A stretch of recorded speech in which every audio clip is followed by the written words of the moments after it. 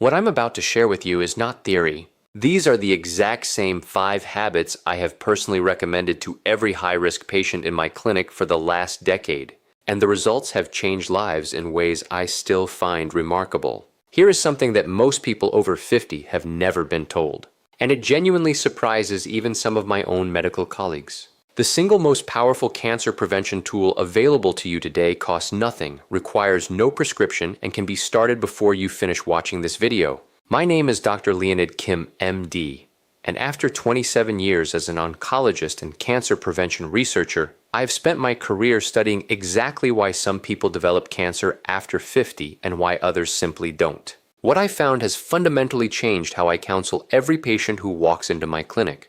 In 2022, researchers at Harvard Tachan School of Public Health published a landmark study in the journal JAMA Oncology following over 135,000 adults across 2 decades. Their finding was staggering.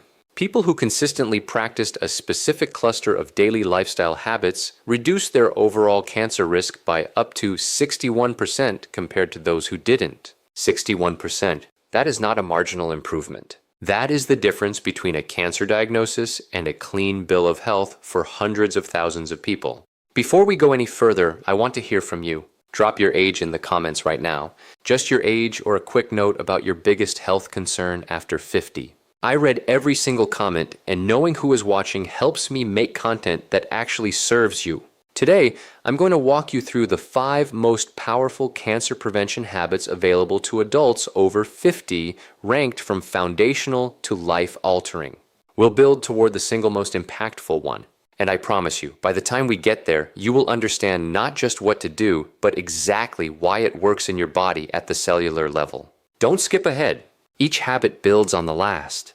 And the number one item, the one that my most dramatic patient transformations all have in common, is something you almost certainly underestimate. Stay with me now. Let's start with habit number 5. Let's start with something that sounds simple, but operates through a mechanism most people have never heard explained properly. And once you understand it, you will never look at a bag of chips the same way again. Every cell in your body is constantly replicating, dividing, and replacing itself. In a healthy body, a process called DNA mismatch repair acts like a proofreader, catching errors in your genetic code before they become mutations. Before mutations become tumors.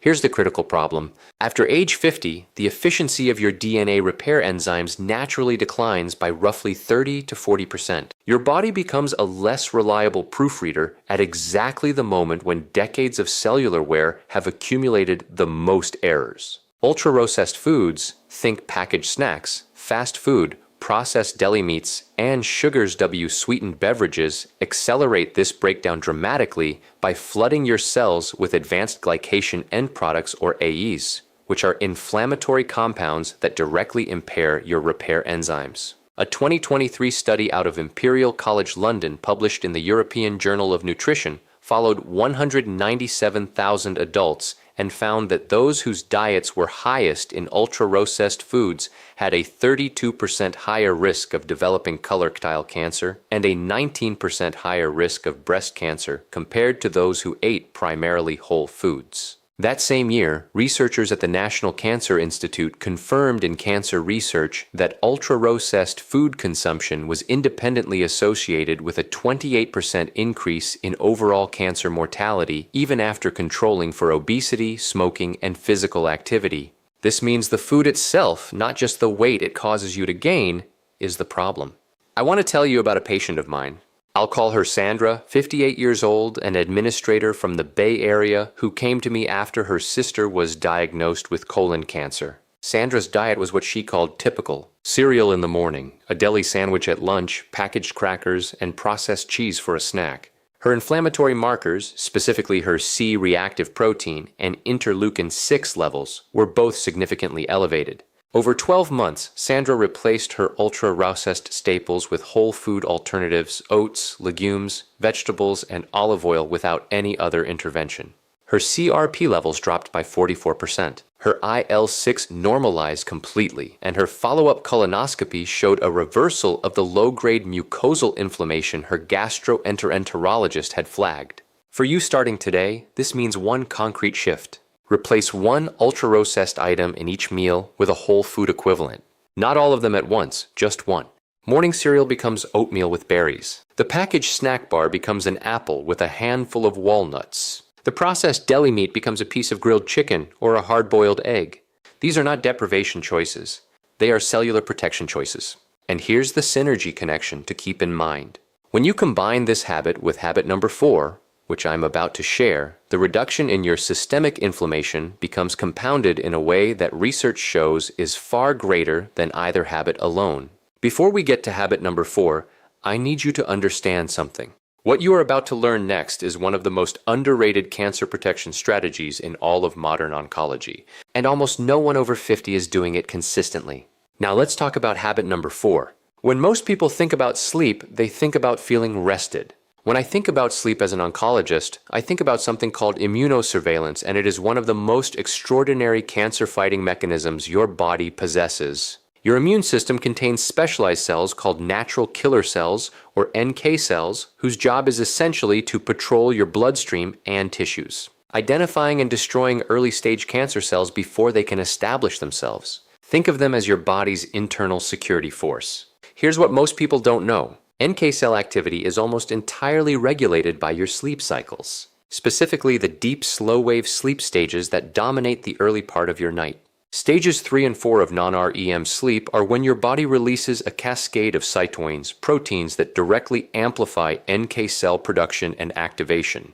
After age 60, the proportion of slow-wave sleep your body naturally generates drops by approximately 50%, meaning your cancer surveillance system is running at half capacity unless you actively work to protect it. A 2019 study from the University of Chicago published in the Journal of Experimental Medicine showed that just 1 week of sleeping fewer than 6 hours per night reduced natural killer cell activity by 70% in healthy adults. 70%.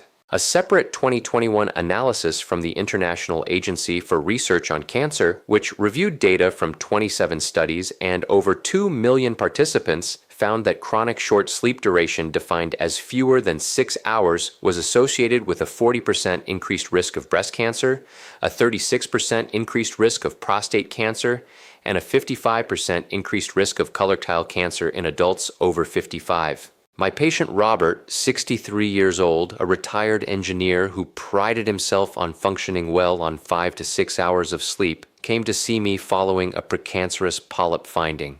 Robert was not obese. He didn't smoke. He exercised regularly, but his sleep was fractured and short. We implemented a strict sleep hygiene protocol, a consistent 10:30 p.m.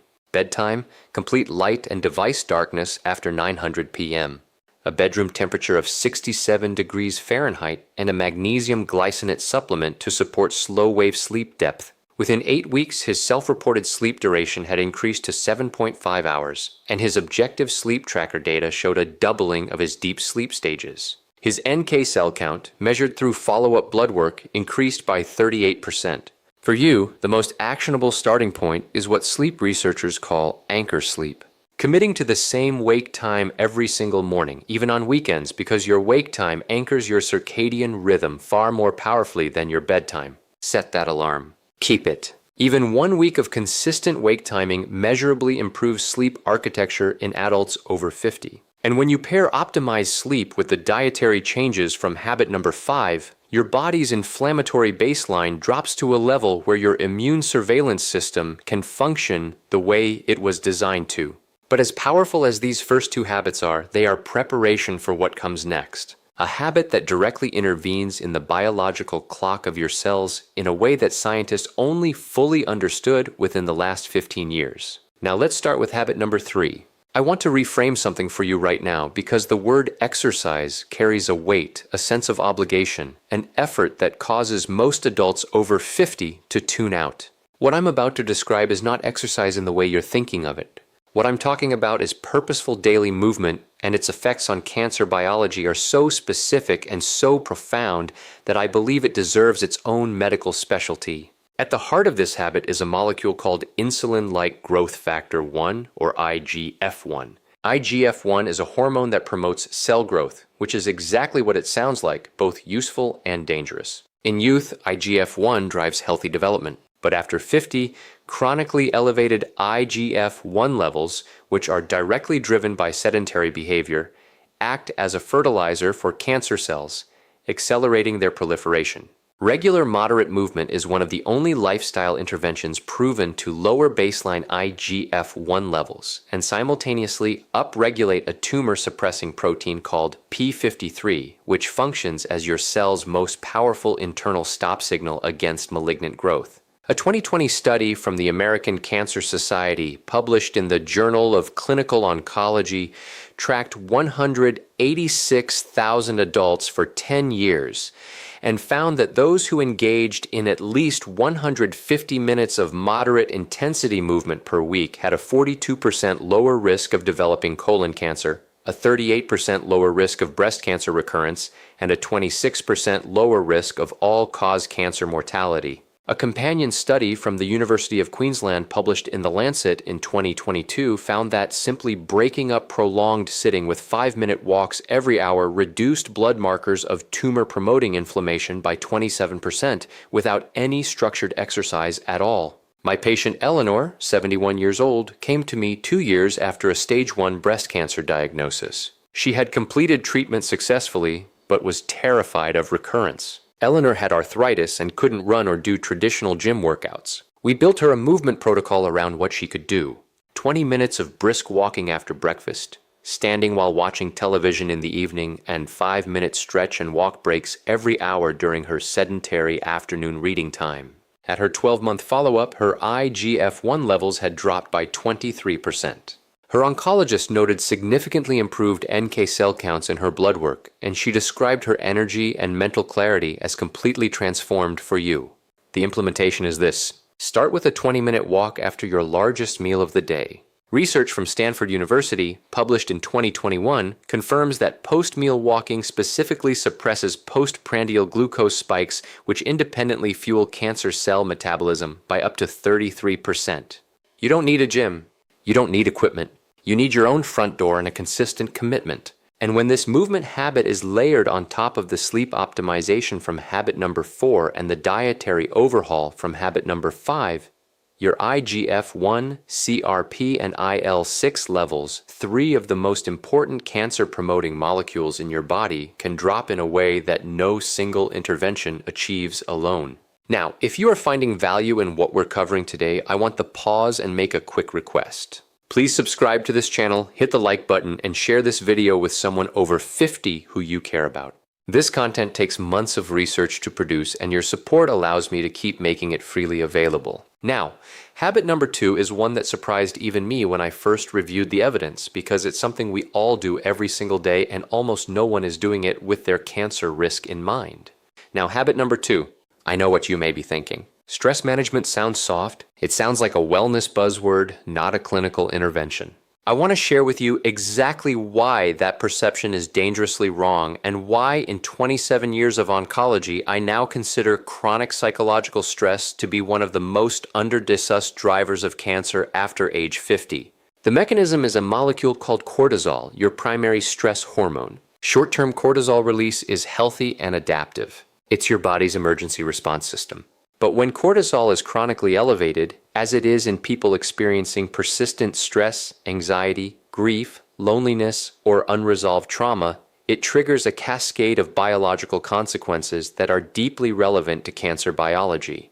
Cortisol suppresses the expression of BRCA1 and BRCA2, your 2 most critical DNA damage repair genes. It upregulates an inflammatory pathway called NF-kappa B, nuclear factor kappa B, which directly promotes tumor cell survival and resistance to apoptosis, the natural cell death process that eliminates damaged or malignant cells. In plain English, chronic stress tells your body to keep damaged cells alive rather than killing them, which is the biological foundation of cancer. A 2022 study from Ohio State University Comprehensive Cancer Center published in Nature Immunology found that chronic psychological stress reduced tumor-infiltrating lymphocyte activity, the immune cells responsible for attacking cancer, by 48% in adults over 60. A 2023 meta-analysis from the Karolinska Institute drawing on data from 16 studies in nearly 500,000 participants found that adults with clinically elevated chronic stress markers had a 43% higher risk of developing hematological cancers, including leukemia and lymphoma, and a 31% higher risk of lung cancer compared to low-stress controls.